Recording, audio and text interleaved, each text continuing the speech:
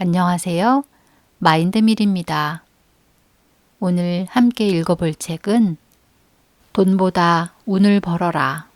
지은이는 주역 학자이자 작가인 김승호, 출판사는 세멘파커스.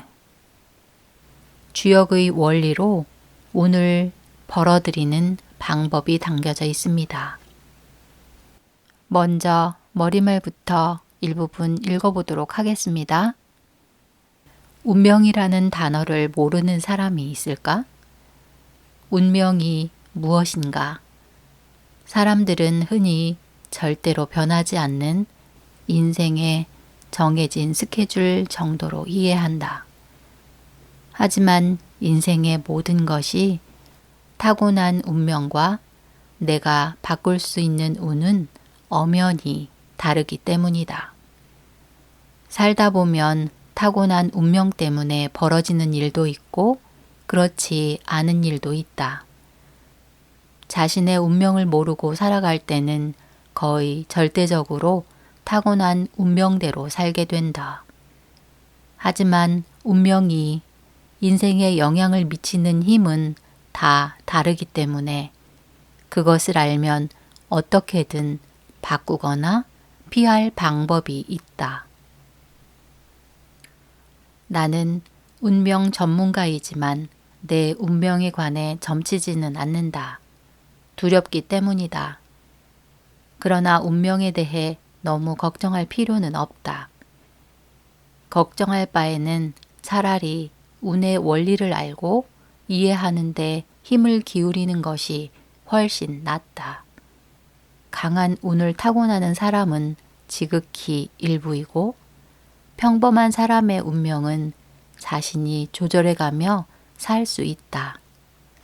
약한 운은 쉽게 만들어진다. 반대로 강한 운은 거대한 흐름이기 때문에 오랜 세월 동안 아주 조금씩 만들어진다. 그래서 눈치를 채기가 매우 어렵다. 공자는 주역을 연구하여 대자연의 운행 원리를 알고자 했으며 흉한 운을 피해가려고 평생 노력했다. 특히 공자는 절대적으로 강한 운에는 순응하는 한편 약한 운에 대해서는 도전했다. 운이란 행동에 따라 만들어지기 때문에 몸가짐이 아주 중요하다. 인간에게는 자유가 있다. 그러나 그 자유 속에 운명 선택의 섭리가 있으니 자유를 행사하는데도 신중해야 한다.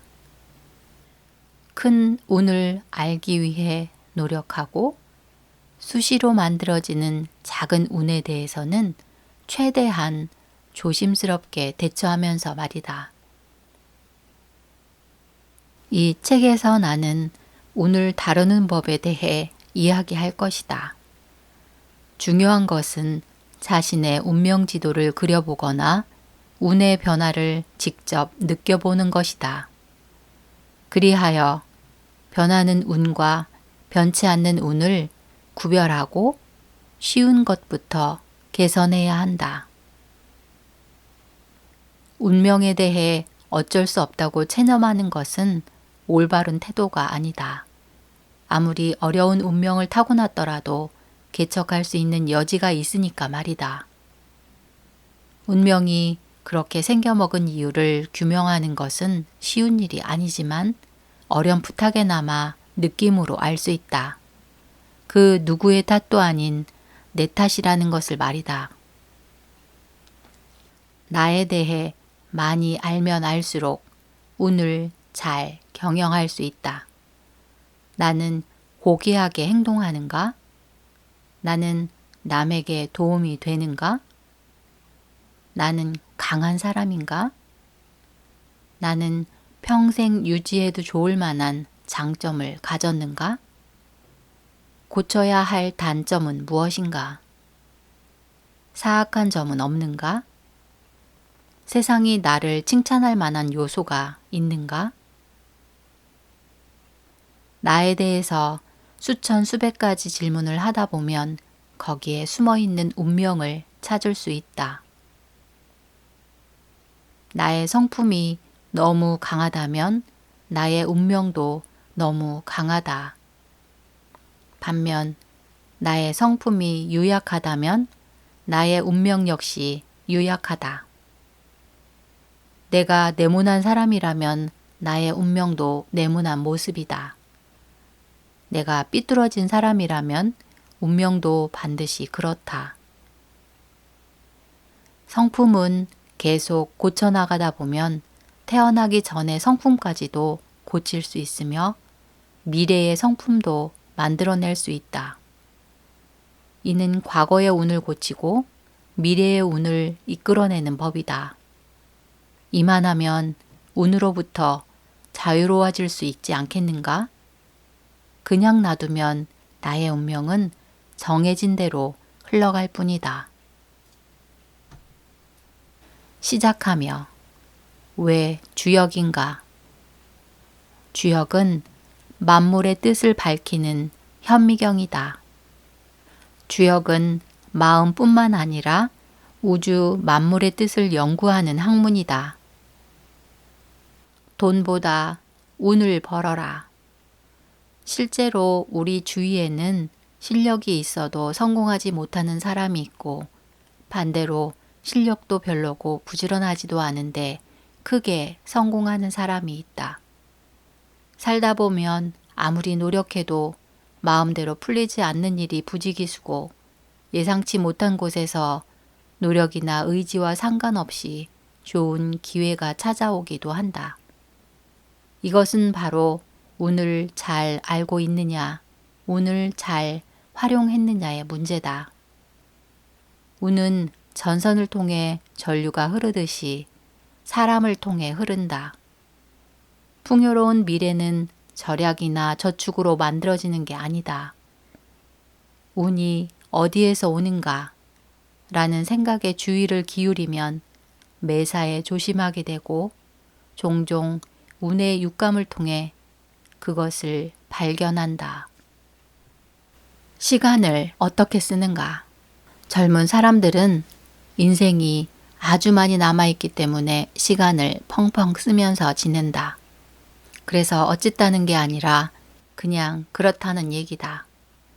늙은 사람들은 별로 할 일이 없으니 시간을 슬슬 흘려보낸다. 강물이 흘러가듯 죽음이라는 바다로 시간을 흘러보내는 것이다. 한편 중년에는 먹고 사는 일이 바쁘다. 일을 하다 보면 먼 곳을 살필 겨를이 없다. 하루하루를 정신없이 보내고 바쁜 가운데 시간은 덧없이 흐른다. 그러다 어느 날 갑자기 자신이 늙었다는 것을 깨닫게 된다. 이것이 우리가 시간을 쓰는 모습이다. 시간이란 무엇인가? 바로 인생 그 자체다. 시간은 부자나 가난한 사람이나 권력을 가진 사람이나 못 가진 사람이나 모두 똑같이 가지고 있다. 이는 참으로 다행스러운 일이다. 재벌이나 대통령과 내가 평등한 것이 있다면 그들의 인생만큼 나에게도 시간이 있다는 사실이다. 내가 하고 싶은 말은 살던 대로 평범하고 무탈하게 사는데 만족하지 말자는 얘기다. 평범에서 탈출하면 지금보다 더 나은 삶을 살 수 있다. 남보다 앞설 수도 있다. 여기서 갑자기 성공 철학을 논하려는 게 아니다. 돈이든 명예든 권력이든 지금보다 풍요로워지기 위해서는 시간을 잘 써야 한다는 것을 강조하고자 하는 것이다. 그렇다면 시간을 어떻게 쓰는 것이 잘 쓰는 것일까? 이는 매우 어려운 문제다. 하지만 시간을 평범하게 흘러보내서는 절대 안 된다는 것을 알아야 한다. 대개의 사람들은 막연히 미래를 기다리며 살아간다. 좋은 날을 기다리면서. 그러나 좋은 날은 우연히 찾아오지 않는다. 좋은 운을 만들어야 좋은 날이 온다. 운은 시간을 평범하게 쓰는 사람에게는 절대 오지 않는 법이다. 무엇인가 달라야 한다. 무작정 열심히 사는 것은 좋은 방법이 아니다. 열심히가 아니라 특별하게 살아야 한다. 더 정확히 말하면 운을 끌어당기는 방법으로 살아야 한다는 것이다. 주어진 일만 하지 말고 미래를 막연히 기다리지만 말고 운을 스스로 개척하라는 것이다. 일상생활에 플러스 알파를 만들어야 한다. 삶의 관성에 묶여 한자리에만 맴돌지 말고 일상에서 벗어나 보라. 내 삶에 무엇을 더할지 계속 생각해 보고 하나라도 좋은 생각이 떠오르면 조금이나마 실천하면서 지내면 된다. 먼 미래를 보고 주변을 보라. 시간이 흐르면 누구는 크게 성공하고 누구는 별 볼 일 없어진다. 이 모든 것은 주어진 시간을 어떻게 썼느냐에 달렸다. 시간은 소모하라고 주어진 게 아니라 잘 활용하여 더욱 발전하라고 주어진 것이다. 사람을 만나는데 시간을 써야 할 것인지 아니면 홀로 실력을 쌓는데 보내야 하는지 상황에 따라 조정하고 절충해 나가면 된다. 운이란 어디서 오는 걸까? 운이란 존재하는가? 운이 어디에서 오는가?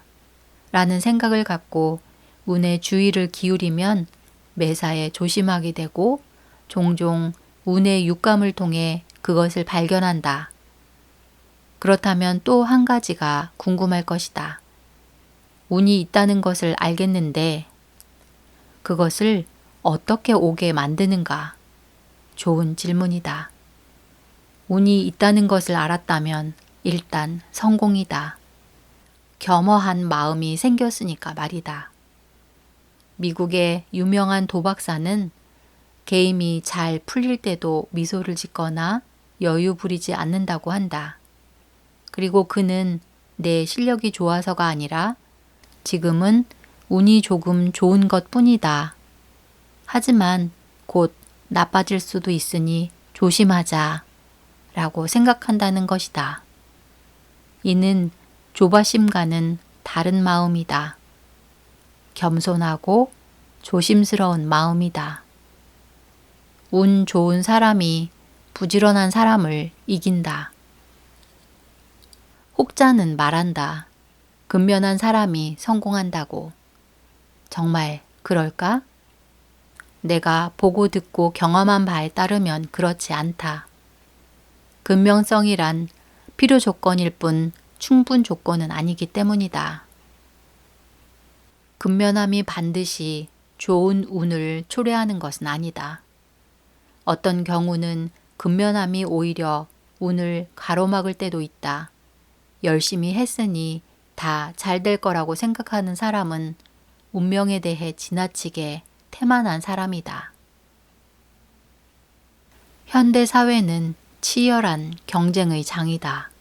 모두 다 근면한 사람들과 경쟁하는 것이다. 근면함 이상의 것이 있어야 한다. 그것이 바로 운이다. 실제로 우리 주위에는 실력이 있어도 성공하지 못하는 사람이 무수히 많다. 반대로 실력도 별로고 부지런하지도 않은데 크게 성공한 사람이 있다.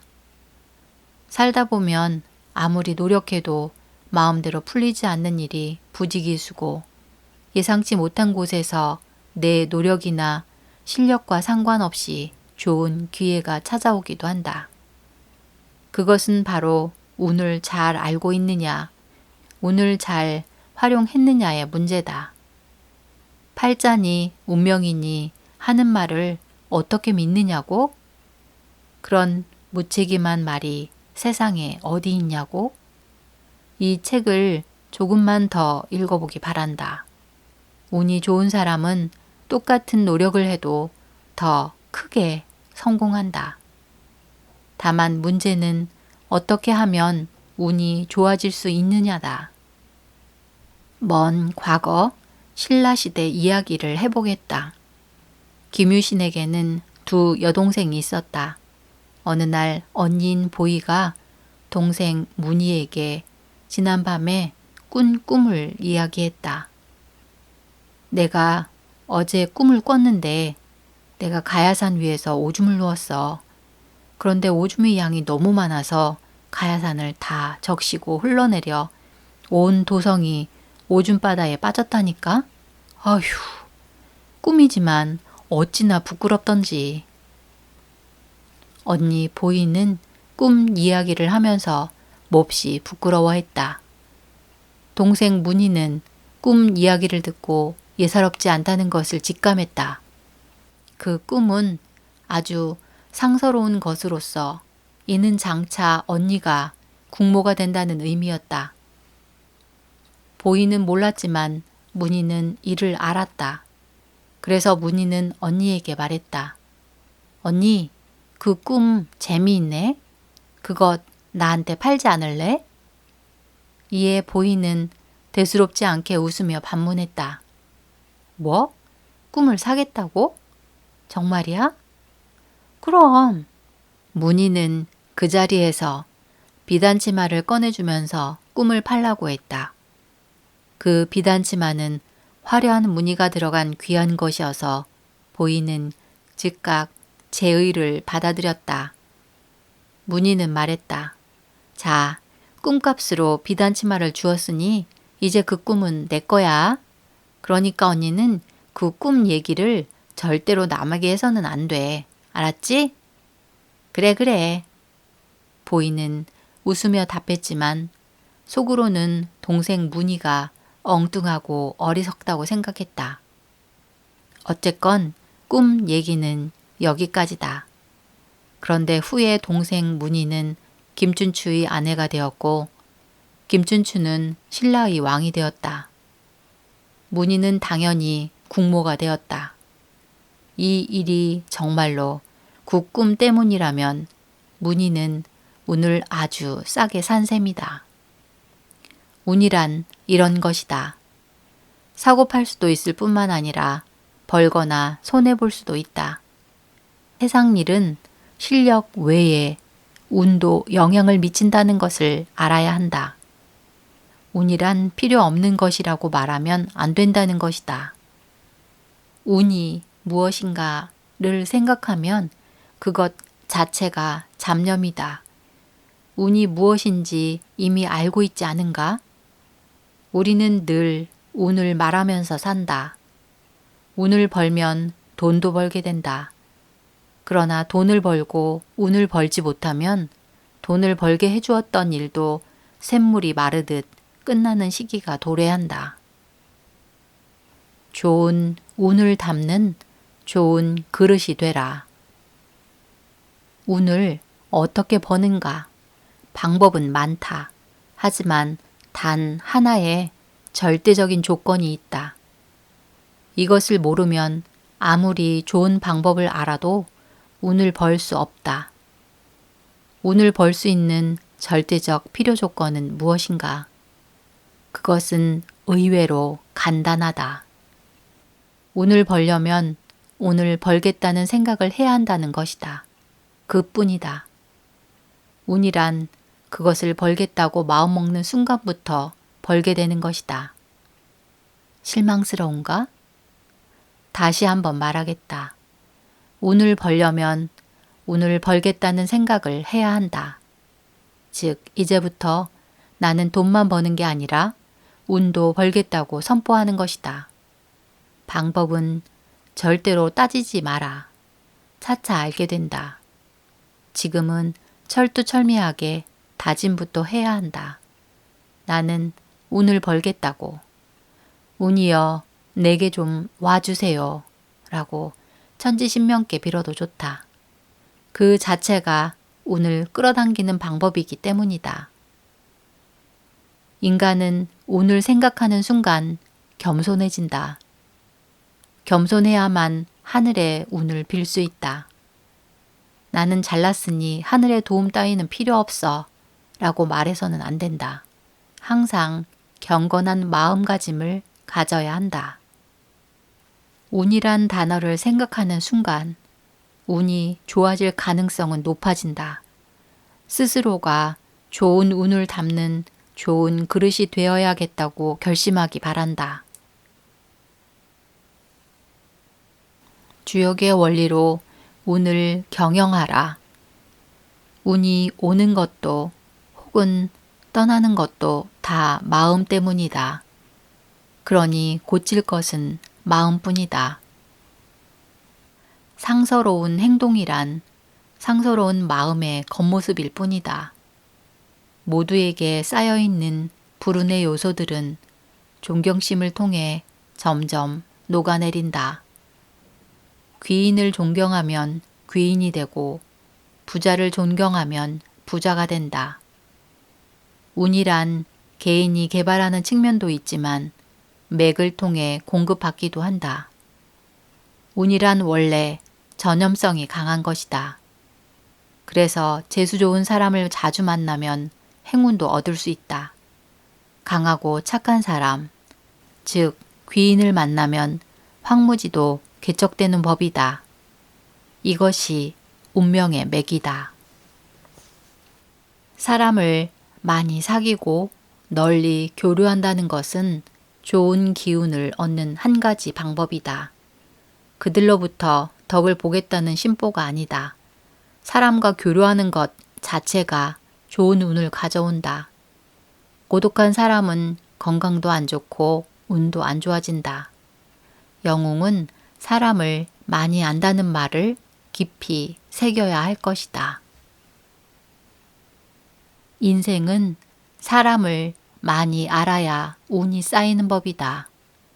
거듭 강조하지만 운이란 사람을 통해 온다. 멀리서 보면 모든 사람이 나보다 못난 것처럼 보인다. 하늘이 볼 때는 나 자신도 마찬가지인 것이다. 누군가에게 존경심을 품으면 나의 못난 점이 사라진다. 존경심이란 떳떳한 마음이다. 덜된 사람은 남을 존경하면 자신의 못난 점이 들통날까봐 전전긍긍한다. 그래서 근엄한 표정을 지으면서 남을 비웃는 것이다. 이렇게 남을 비웃는 것이 습관이 되면 하늘도 그를 비웃을 것이다. 하늘은 거울과도 같다. 내가 착하면 하늘도 나를 착하게 봐주고 내가 악하면 하늘도 나를 악하게 보고 벌준다. 항상 남을 존경하는 사람은 하늘도 그를 존경하고 반드시 보상할 것이다. 운이 들어오는 입구를 넓히는 법. 운이란 변화하는 자에게 주어지는 과실과도 같은 것이다. 매일 똑같은 사람은 일생도 운도 똑같다. 이런 사람은 행운을 기대해서는 안 된다. 오지 않을 행운을 기다리는 것은 헛된 꿈속에서 세월만 허비하는 것이다. 산책하는 길, 출근하는 길은 어떤가? 매일 똑같은가? 아니면 가끔 바꿔보기도 하는가? 옷차림은 어떤가? 평생 캐주얼 차림만 좋아했는가? 아니면 평생 정장만 고집했는가? 한 가지만 고집할 것이 아니라 안 하던 짓도 해봐야 한다. 그러면 마음이 바뀌고 운명도 바뀌게 된다. 하루의 생활 패턴을 보라. 매일 똑같지 않은가? 아무리 생각해도 바꿀 것이 없다면 걸음 속도라도 달리해보고 출퇴근길이라도 바꿔보라. 책도 마찬가지다. 늘 보던 분야의 책만 보지 말고 다양하게 많이 읽어야 한다. 이처럼 매일매일 무엇을 바꿀 것인지 생각하고 새로운 것에 도전해야 한다. 생각도 바꿀 수 있다. 자기가 잘났다는 생각을 버리고 미워했던 사람도 용서해보라. 집안의 가구 배치도 새롭게 바꿔보라. 눈앞에 보이는 이익만 따지지 말고 무조건 변화해야 한다. 변화를 도모하는 가운데 나의 능력도 계속 키워야 한다. 근면함이란 똑같은 일을 열심히 반복하는 것만을 의미하지 않는다. 자기 자신을 열심히 바꾸는 것이 최상의 근면이다. 타입을 고쳐야 한다. 운의 원리. 운을 믿지 않는 사람조차 때로는 자신의 운이 좋기를 기대한다. 행운을 기대하는 것은 태어날 때 가지고 나온 인간의 본능이다. 인간은 돈이 없어도 살 수 있지만 희망이 없으면 살아갈 수 없다. 돈을 아끼는 것과 운을 버는 것 중 어느 쪽이 더 가치 있는 일일까? 귀인이 되기는 아주 쉽다. 운을 끌어오는 건 역시 귀인이 되어가는 과정에서 발생하는 자연스러운 현상이다. 나쁜 습관을 고쳐서 단정한 사람이 되고 좋은 습관을 익혀서 귀한 사람이 되면 운은 무조건 좋아지게 된다.